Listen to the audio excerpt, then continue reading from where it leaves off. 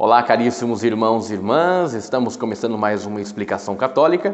Vamos responder aí as perguntas dos nossos amigos internautas e por isso vamos começar com a nossa primeira pergunta.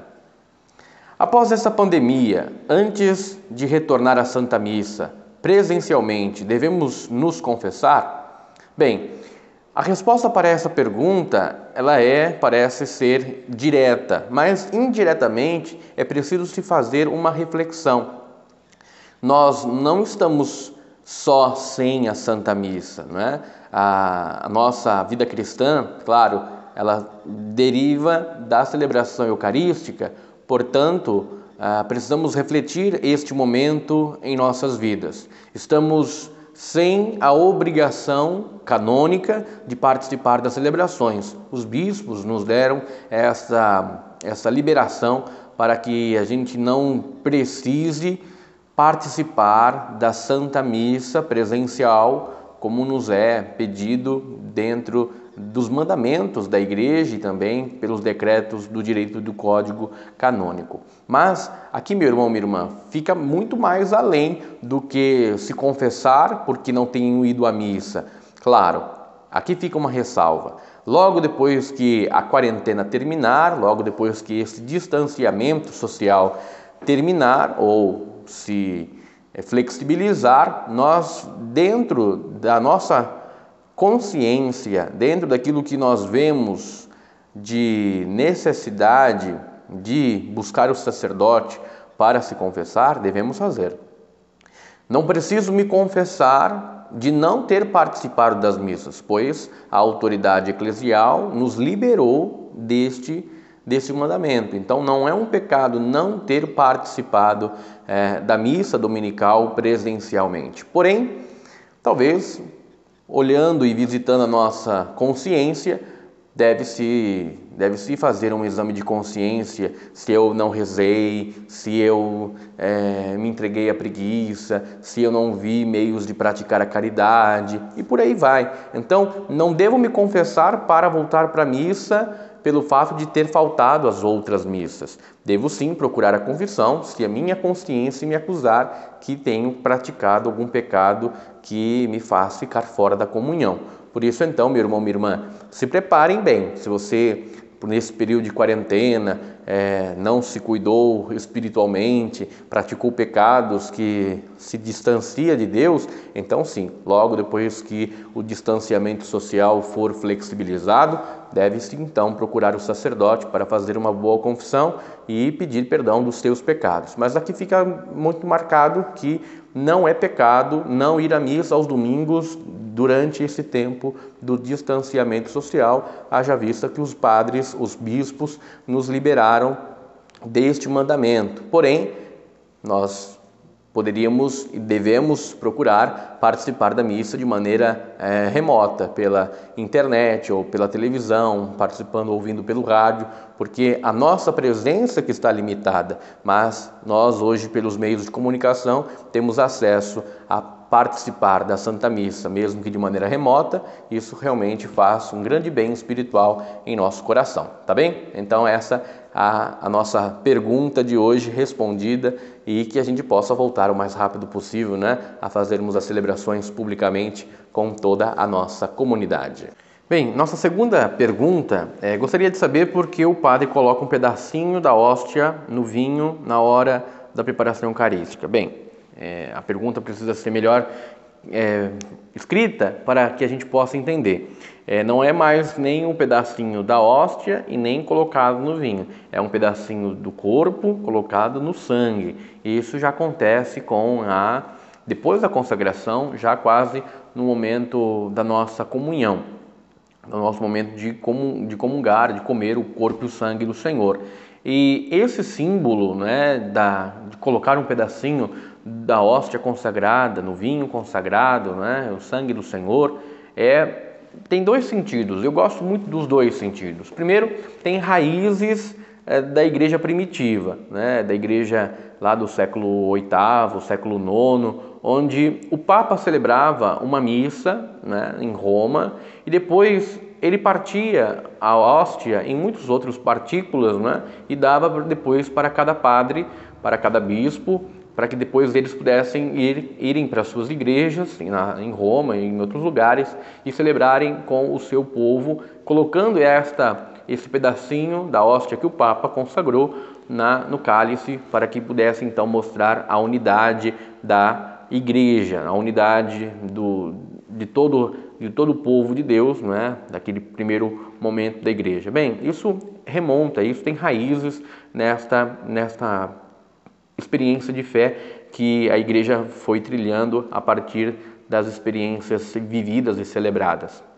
E claro que depois, sim, a igreja, mesmo com as reformas litúrgicas, não é, desses mais de 2000 anos, foi se entendendo que, de fato, era muito próprio permanecer esse simbolismo de unir o corpo e o sangue, porque ali se dá a união, não é, das espécies e se faz memória da entrega total do Cristo nosso Senhor sacrificado. A gente faz isso na hora em que a comunidade está cantando, está rezando o Cordeiro de Deus que foi imolado por nós, não é? O seu corpo e o seu sangue, alma e divindade, toda entregue para a salvação do mundo. Então o Padre mesmo faz uma união, esta união do corpo e do sangue nos salve, né?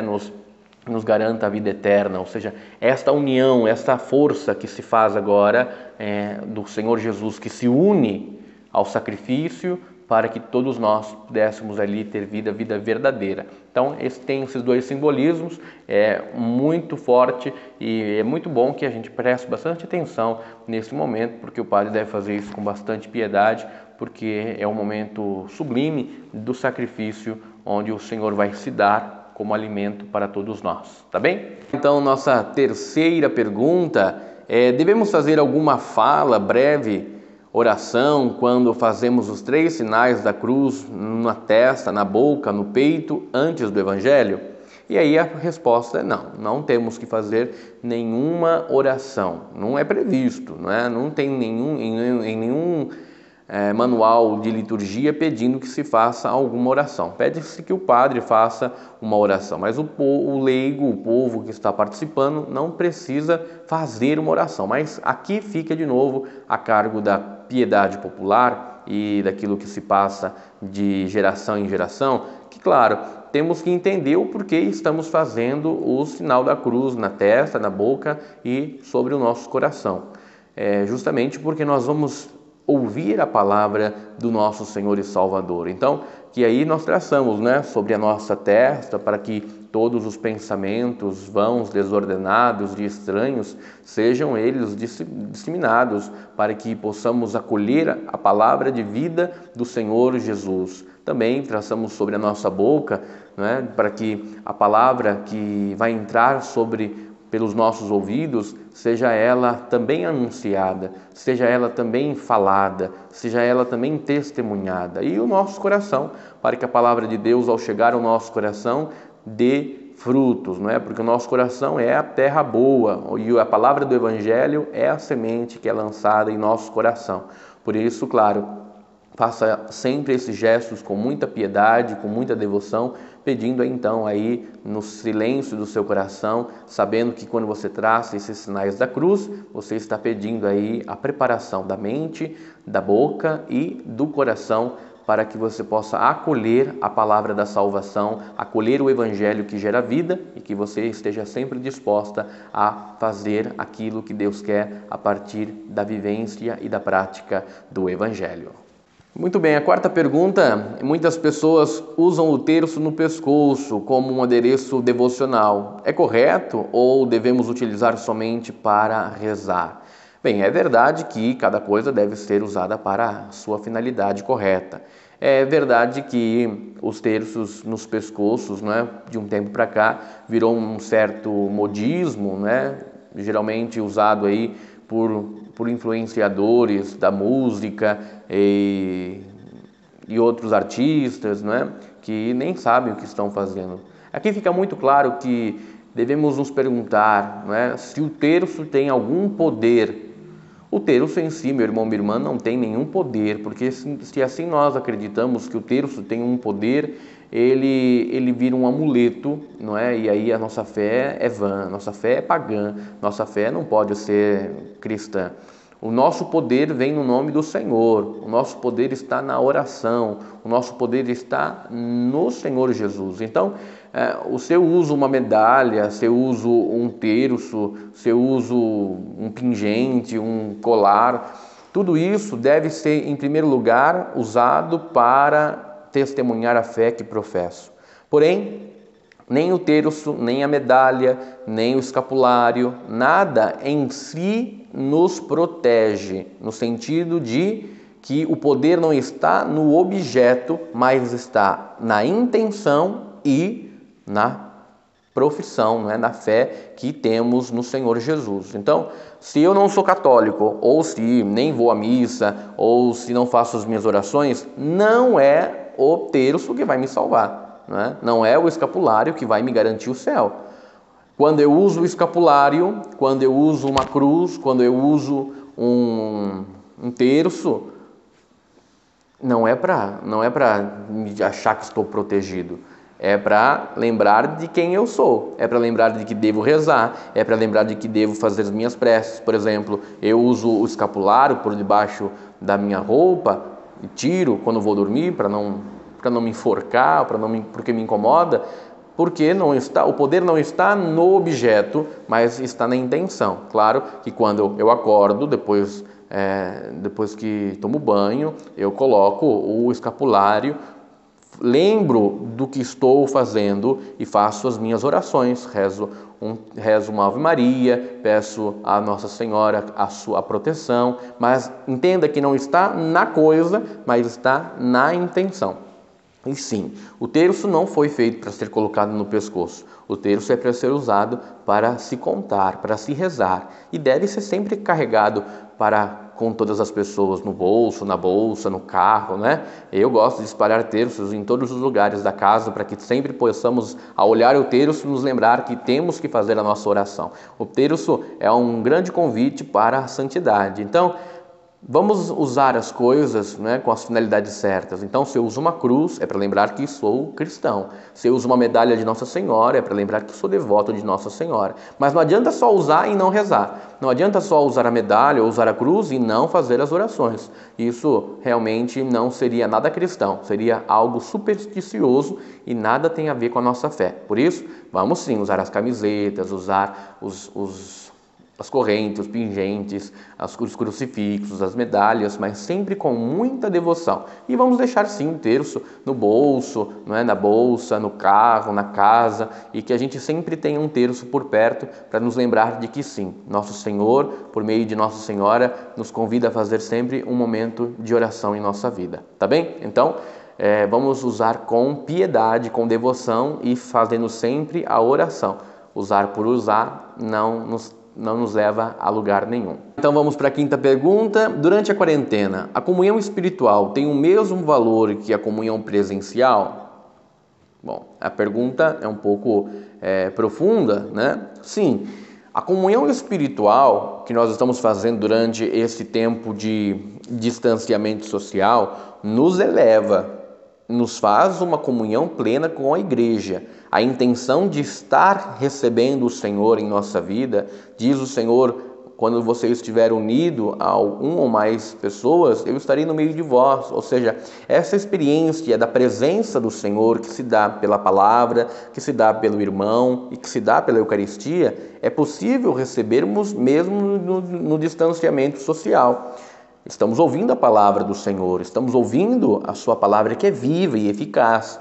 Nós não estamos conseguindo receber a matéria, não é, eucarística, o corpo e o sangue, por uma questão de saúde pública. Ou seja, precisamos nos distanciar para que possamos aí evitar o contágio. Mas, meu irmão, a pergunta que nos é feita, se tem o mesmo valor? Não, claro que existe graus de valores quando nós estamos recebendo o corpo e o sangue, alma e divindade nas espécies eucarísticas. Mas, quando eu recebo de maneira espiritualmente, né, aqui fica a questão da fé.